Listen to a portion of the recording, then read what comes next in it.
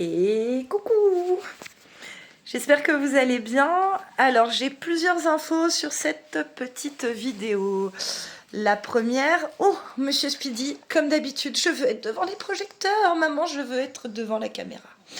La première, c'est que j'ai privatisé certaines de mes vidéos d'il y a 3 ans. 90%, je les ai mises en privé. Sans vouloir les supprimer, mais voilà, il y a des...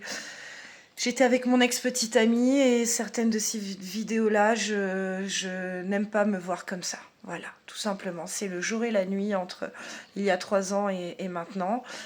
J'ai fait une énorme psychanalyse. Je prends maintenant vraiment soin de moi de façon saine. De ma tête comme de mon corps.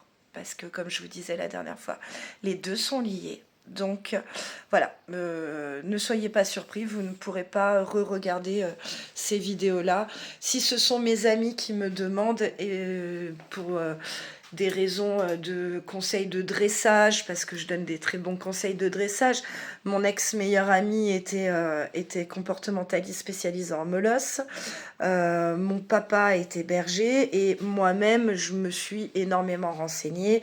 J'ai énormément pris à cœur le rôle de propriétaire de chien, ce qui est une base, ce qui est normal. C'est un être vivant, pour la plupart du temps, on ne va pas pouvoir faire s'adapter le comportement du chien à nous, c'est à nous de nous adapter à l'animal. Et puis, ce n'est pas un meuble, ce n'est pas vous qui le choisissez, c'est lui qui a un lien ou pas avec vous.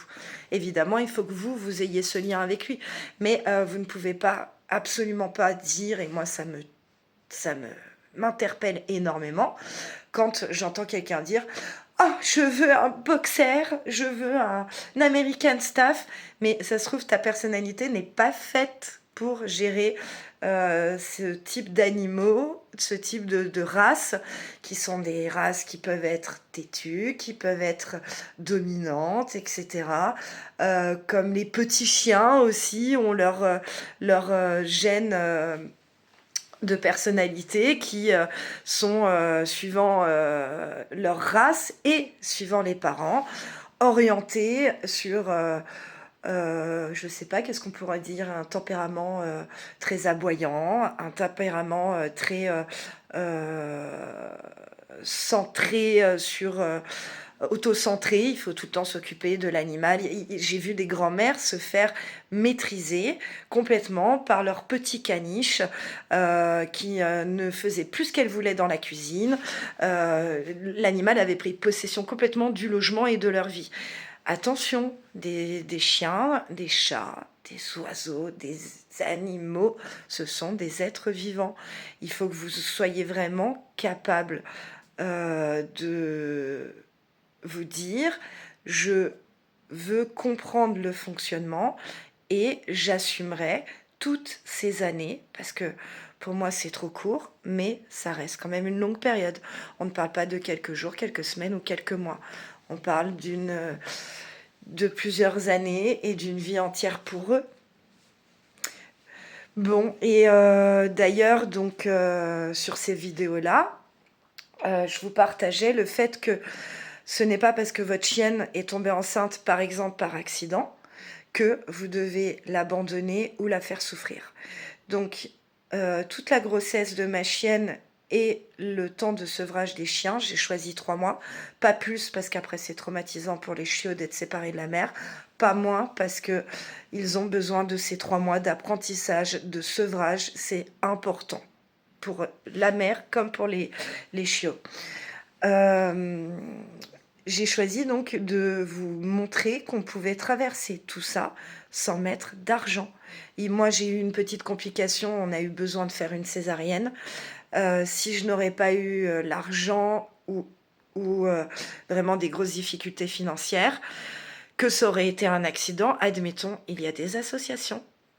En plus de ça, les vétérinaires vont pas laisser la chienne avec les chiots qui ne sortent pas en train d'agoniser sur le palier. Si vous lui dites que vous n'avez pas l'argent, il va échelonner les paiements. Généralement, quand on est vétérinaire, on est plutôt en pâte. Et j'insiste sur le généralement, évidemment, c'est comme partout. C'est pas une science exacte. Il y a des gens bien, il y a des gens pas bien, malheureusement, comme partout. Et du coup, évidemment que j'ai craqué, puisqu'il y en avait un qui me suivait tout le temps, Monsieur Speedy, qui m'a choisi lors du sevrage. Et du coup, c'est un régal, puisque cette grossesse a... Alors, ma chienne a vécu avec un monstre avant que je la sorte de la SPA. Pour la dame de la SPA, elle était trop traumatisée pour être... ne pas être euthanasiée et être confiée à quelqu'un. On a eu un long chemin, ma chienne et moi, mais aujourd'hui, vous la voyez, c'est comme si elle avait jamais rien vécu. Il y a des choses comme évidemment des gros bruits qui vont la stresser, le jeu, c'est très particulier chez elle. Elle a mis des années à jouer et maintenant quand elle joue, si on lui lance l'objet, alors bien sûr, il ne faut pas que ce soit un bâton énormissime, pas que ce soit un gros ballon, mais si on lui lance l'objet, elle va se mettre sur le dos et rouler dessus et montrer qu'elle est contente. Voilà, elle ne va pas te ramener l'objet, mais elle joue de cette manière-là où elle court après son fils. Donc cette grossesse qu'elle a eue, c'est super bien passé pour elle au plan psychologique parce qu'elle m'a refait un bond qui pourtant avait stagné depuis des années. Elle m'a refait un bond de bien-être psychologique incroyable. C'était une expérience, mais génialissime. Et elle a gardé ce peps, bon, elle est toujours un peu dans l'hyper-attachement avec moi, beaucoup moins. Parce que au début, je faisais des promenades avec elle, elle était collée au millimètre près à ma jambe. Et si je m'éloignais un petit peu alors qu'elle était en train de faire ses besoins, elle s'arrêtait de faire ses besoins et elle revenait aussitôt vers moi. Je n'arrivais pas à la mettre en confiance si je n'étais pas là. C'était impossible. Elle ne voyait que par moi. J'étais son filet de sécurité. Et ça, c'est pareil. Ça a beaucoup évolué. Alors que je pensais que ça resterait stagnant. Et non, même encore des années après, suivant certaines choses, et ben elle continue d'évoluer et c'est magique. Et cette grossesse a été une grosse partie de son évolution. Et l'an dernier, c'est aussi ce qui fait que je tiens à vous rappeler qu'on n'a qu'une seule vie et qu'on n'a qu'un seul corps et qu'il faut en prendre soin. On ne peut pas appuyer sur un bouton et faire reset. J'ai été hospitalisée longuement l'an dernier, malheureusement. Et lors de cette hospitalisation, Shaina a été confiée à ma meilleure amie. On se connaît depuis des années avec ma meilleure amie.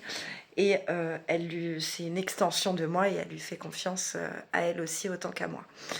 Et ben quand j'ai récupéré Shaina, je pensais qu'elle serait comme une sangsue, qu'elle m'en voudrait. Et ben non, ça aussi, cette expérience de détachement de quelques mois a été hyper positive pour elle. Waouh. Trop bien. Trop bien, trop bien. Donc voilà, bon, je serpentine un petit peu dans les informations, mais voilà, le but c'était de vous dire que j'ai privatisé ces vidéos d'images de moi que je n'assume pas, enfin, qui me dérange en fait, qui me dérange, c'est pas la vraie moi, pour des raisons personnelles, je ne rentrerai pas dans les détails, mais voilà, je suis beaucoup plus moi-même et beaucoup mieux maintenant. Vraiment. Et c'est aussi ce qui fait que je suis totalement prête à être maman, malgré les difficultés médicales que je traverse. Eh bien, on y va. Parce que dans ma tête et dans ma vie et financièrement, c'est possible. Et en plus, je suis très bien accompagnée.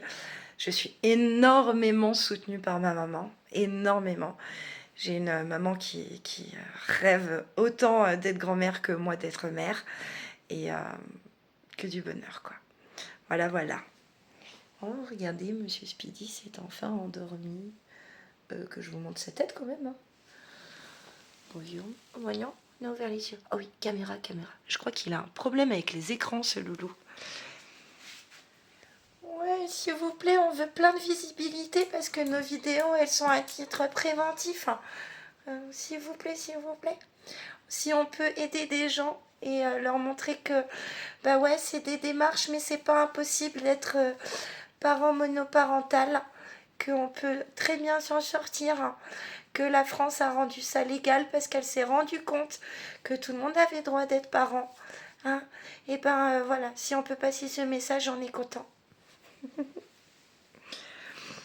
Et vraiment, ces vidéos-là sont aussi dans le but de journal de bord. Ma maman m'a posé la question, elle m'a dit « Morgane, quel est le but ?» Et je lui ai répondu « Il y en a plusieurs en fait.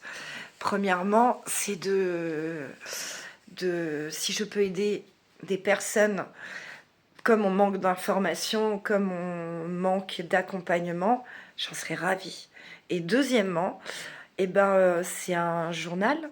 C'est un journal, si j'arrive à aller au bout de ce processus, à être mère, je vous en parle avec un petit peu d'émotion, j'ai les poils qui se dressent,